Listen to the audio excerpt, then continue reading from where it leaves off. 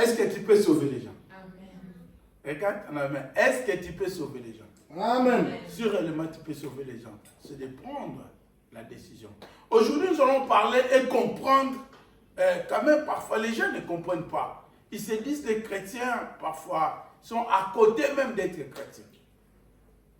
Oui, je bénis le Seigneur pour l'exhortation de mes frères. La plupart, ils ont utilisé les mêmes versets que moi. Ils ont parlé de la mission. Mais on va aller vite parce que ça sera comme exhortation. Les gens ne comprennent pas. On a une mission. Et nous sommes des disciples. Vous allez comprendre que la Bible dit, aujourd'hui notre thème c'est la mission de Jésus. La mission de Jésus. Et la mission de Jésus, nous sommes dans le livre de Jean chapitre 3 verset 17. Jean chapitre 3 verset 17.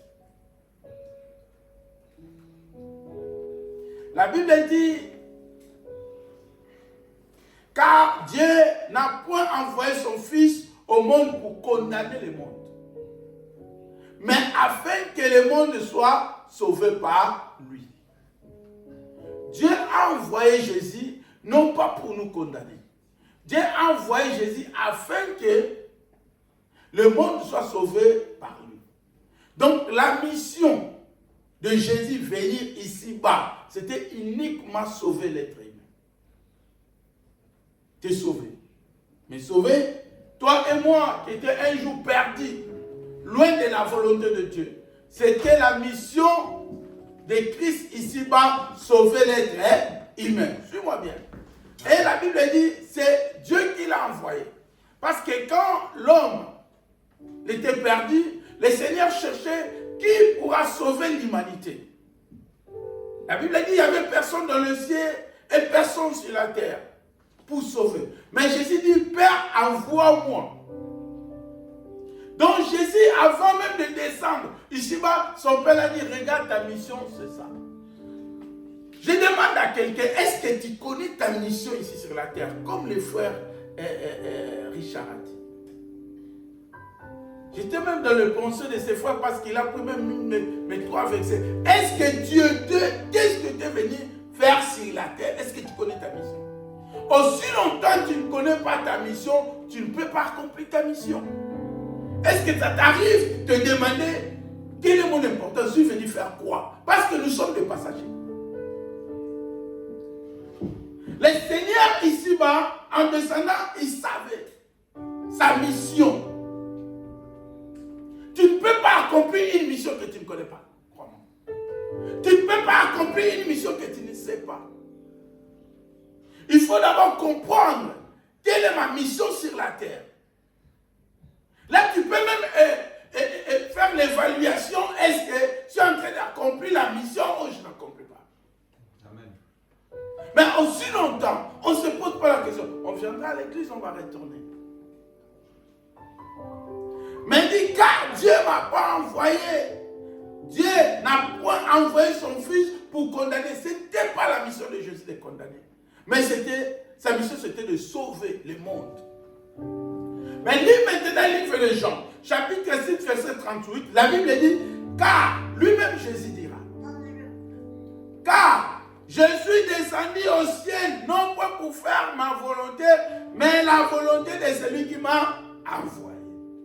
Donc Jésus en descendant ici, il savait que je vais faire la volonté de celui qui m'a envoyé. Il y a quelqu'un qui m'a envoyé. J'ai un mandat. J'ai un cahier de charges. Je dois l'accomplir. C'est pour cela que Jésus dira toujours à ses disciples, écoutez, vous vous dites qu'il y a encore le temps. Il faut que je travaille pendant qu'il fait jour, parce que la nuit, personne ne peut travailler. Jésus, regardez, il avait le temps, le timing. Il savait que ma mission, je vais l'accomplir. Amen. Mais aussi longtemps, on n'a pas le temps. Le timing, on ne va pas. On va seulement faire comme si on a encore le temps. Aujourd'hui, il pleut. Gloire à Dieu, que Dieu vous bénisse de venir sous la pluie. Mais je me demande, qui n'est pas au travail quand il pleut? Qui dit que non à mon chef? Tu appelles ton chef, tu dis, écoutez, le chef, je ne peux pas venir parce qu'il pleut. Ou bien parce qu'il neige. Mais si un chrétien dit, je ne peux pas venir à l'église parce qu'il plaît, il y a un souci. Il ne comprend pas encore. Qui ne va pas à l'école parce qu'il plaît? Personne. La mission, car je suis descendu au ciel, non pas pour faire ma volonté, mais la volonté de celui qui m'a envoyé. Jésus savait. Le Père m'a envoyé. Je dois accomplir sa volonté. Et la volonté de Jésus, comme je dis, c'est sauver les âmes. C'est ça la volonté de Christ. C'est sauver les âmes. C'est ça la volonté de Dieu. Même s'il y a des miracles, quand tu lis dans le livre de Luc, chapitre 4, tu vas voir le miracle des produits. Tout ce que le Seigneur faisait, c'était uniquement pour soutenir sa mission, pour sauver les âmes. Les gens ont été guéris, les paralytiques marchaient, c'était afin que, pour soutenir sa mission. Mais sa mission uniquement pour sauver l'être humain. Et Jésus parlait ça, il parlait de ça avant sa mort et après sa mort. Et quand il a recruté, même en recrutant les 12, il savait que j'ai recruté les 12 pour les envoyer faire accomplir la mission. Amen. Mais quand toi tu viens à l'église, quand toi tu t'adhères à l'église pour faire quoi?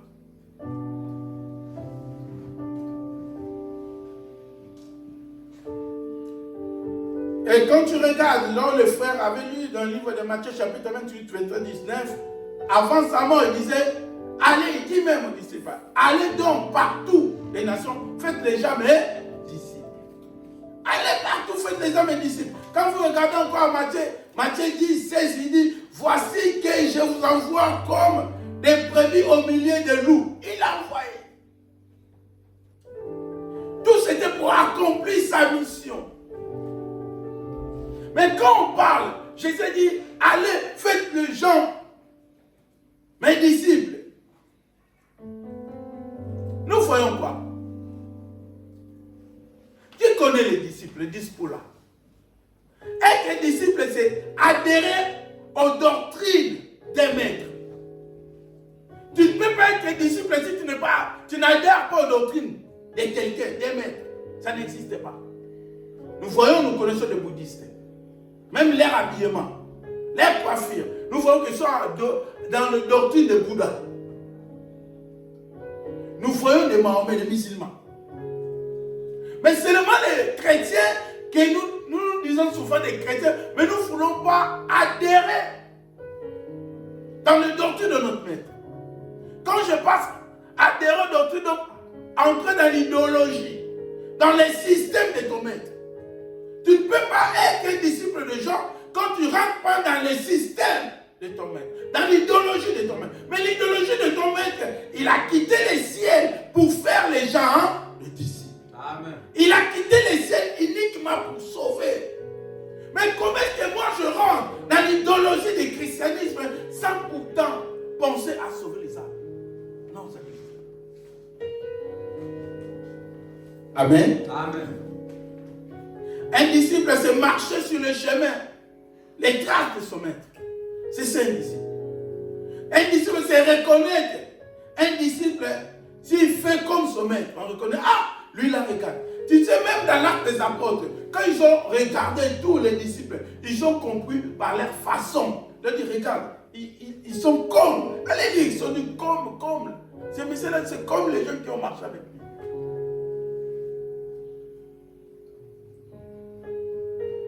Si nous voulons être les disciples de Jésus, nous devons être adhérer dans l'idéologie, aux doctrines de maître.